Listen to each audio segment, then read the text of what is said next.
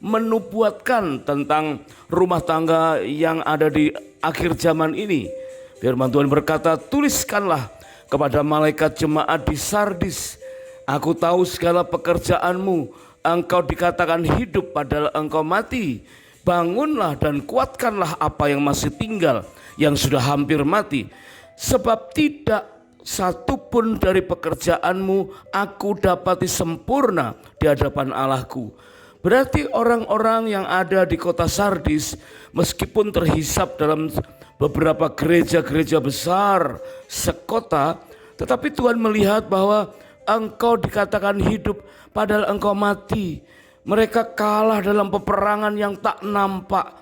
Nampaknya mereka hidup, tapi sesungguhnya Tuhan melihat engkau mati.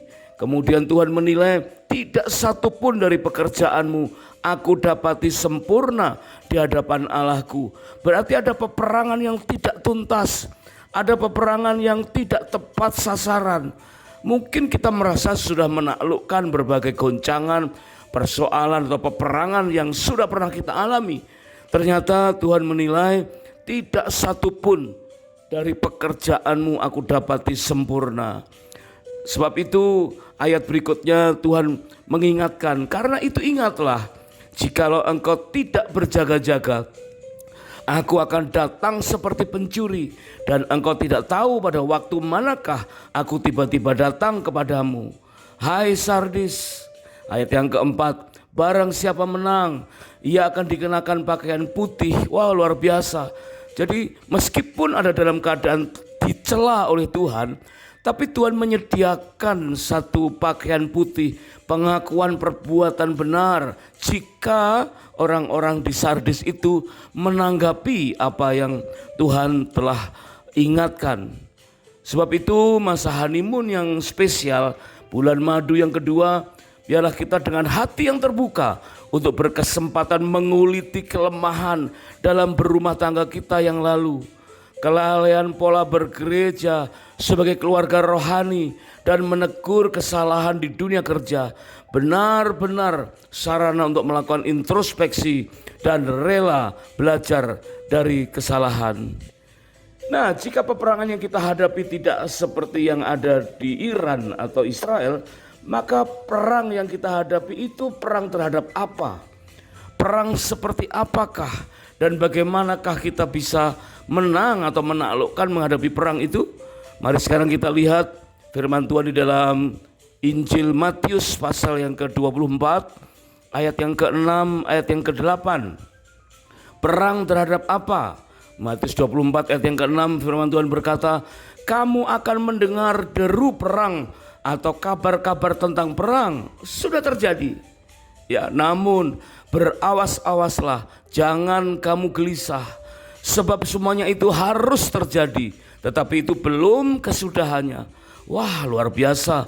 Firman Tuhan dalam Matius 24 ayat yang ke-6 ini dikatakan, kita telah mendengar kabar tentang perang, tetapi berawas-awaslah, jangan gelisah dengan adanya perang itu.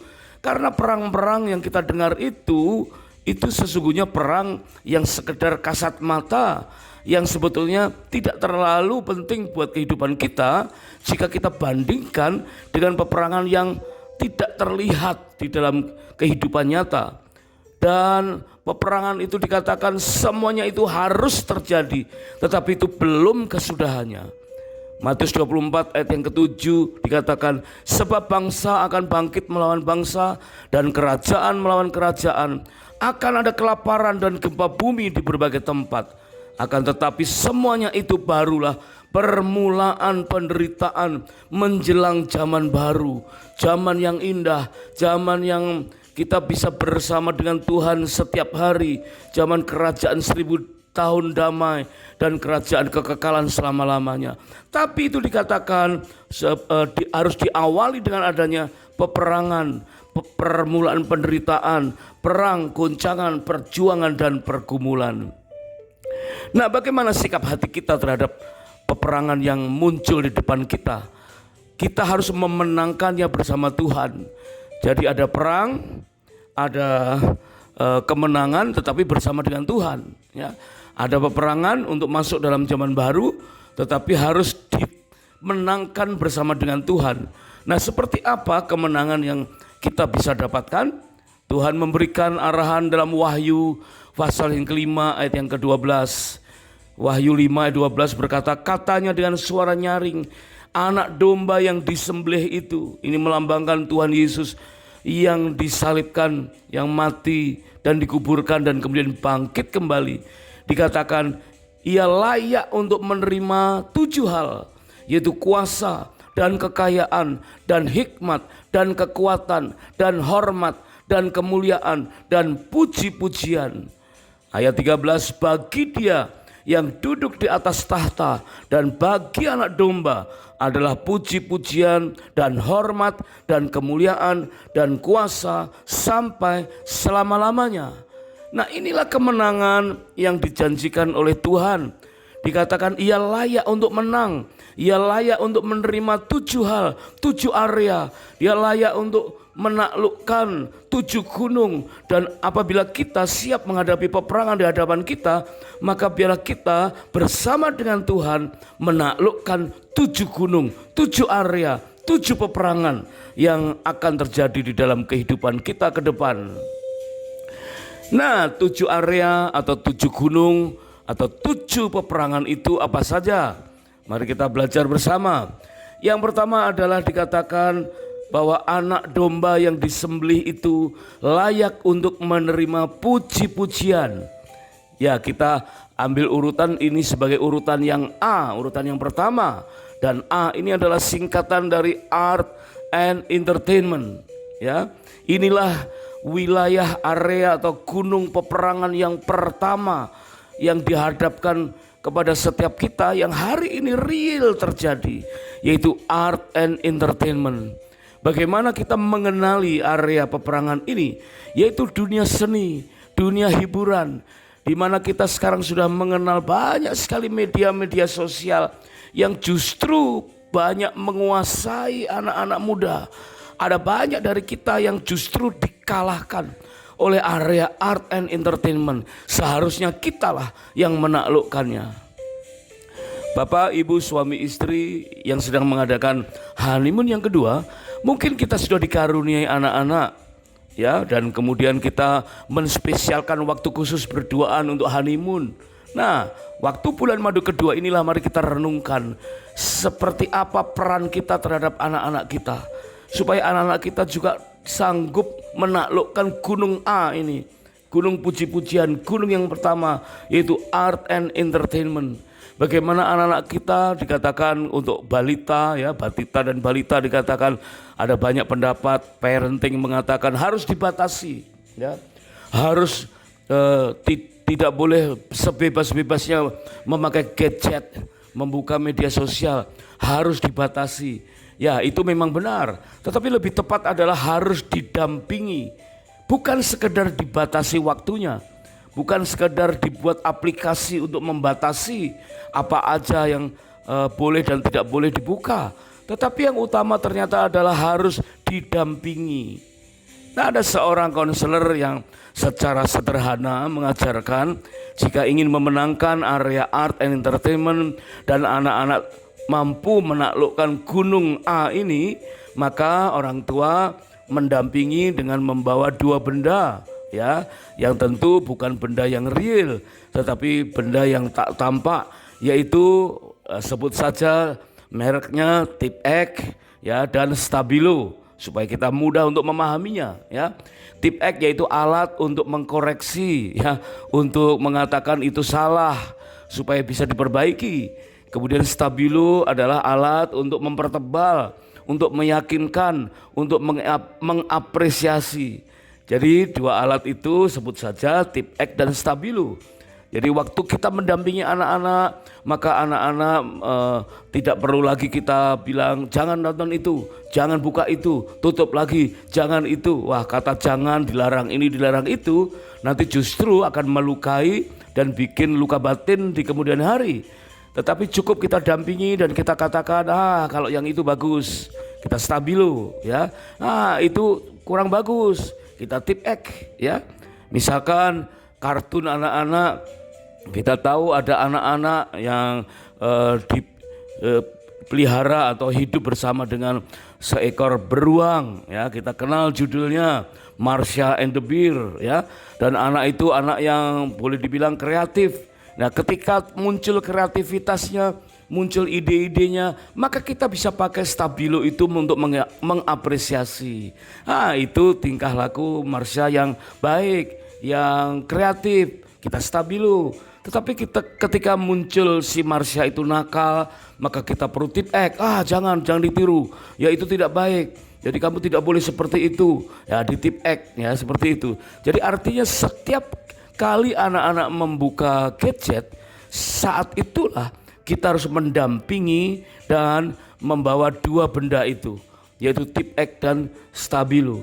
Artinya jika kita bisa mendampingi hanya sejam dalam sehari, maka ya anak kita, ya kita izinkan untuk membuka gadget hanya 1 jam itu dalam pendampingan kita.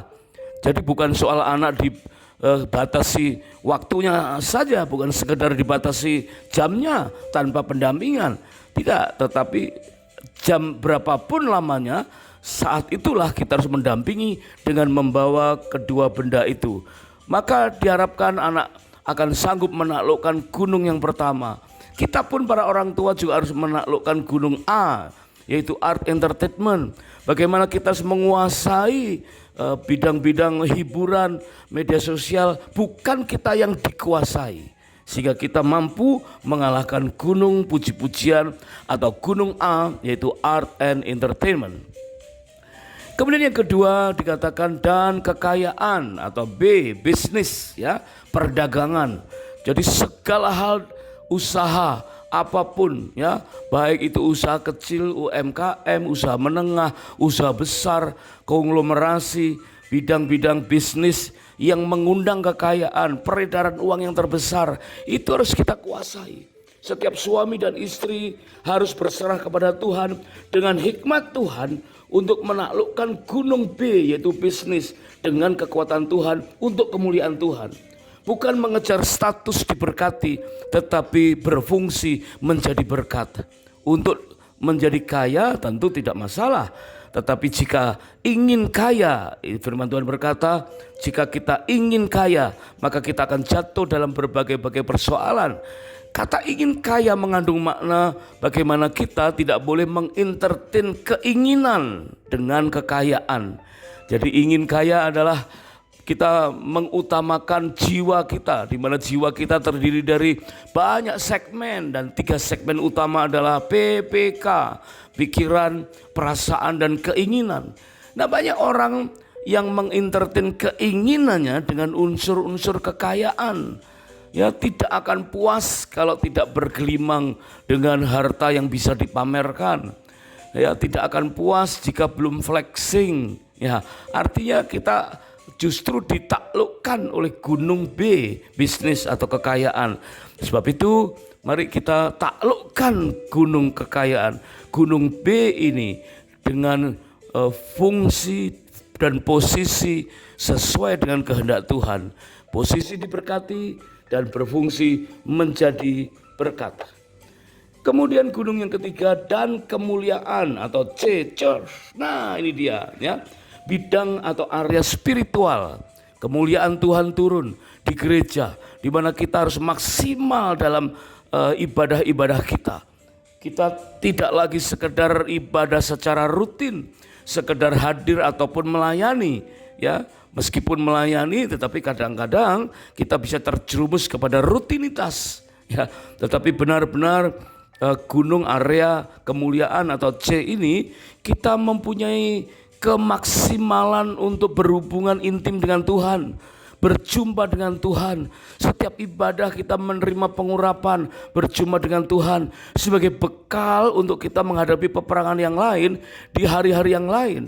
Sehingga hari Minggu merupakan hari pembekalan untuk kita mendapatkan kekuatan yang baru selama 1 minggu dan minggu-minggu berikutnya. Sehingga area kemuliaan, area C, area church ini harus menjadi unsur yang utama di dalam kemenangan peperangan kita. Kemudian yang keempat adalah dan hormat atau D, development of the poor. Ya, artinya bagaimana kita bisa menghormati orang-orang yang poor, orang-orang papa, orang-orang miskin, orang-orang yang menurut ukuran dunia terpinggirkan, ya. Orang yang sudah lansia, yang sudah senior, janda, yatim piatu, orang-orang miskin. Bagaimana kita memakai hati Tuhan untuk memberikan penghormatan kepada mereka. Ya, jadi kita bisa memandang orang-orang sedemikian sebagai target, ya, untuk kita menangkan di dalam Tuhan. Kemudian yang kelima adalah area hikmat atau education. Ya, education artinya bidang-bidang pengajaran, sekolah-sekolah, kampus-kampus, ya, mulai dari yang terendah PAUD, STK, SD, SMP, SMA, kampus, bahkan dari murid sampai mahasiswa, ya, sampai dosen, sampai profesor, ya. Semua orang yang bergerak di bidang education, ya, anak-anak Tuhan kita, suami istri harus memenangkan area ini.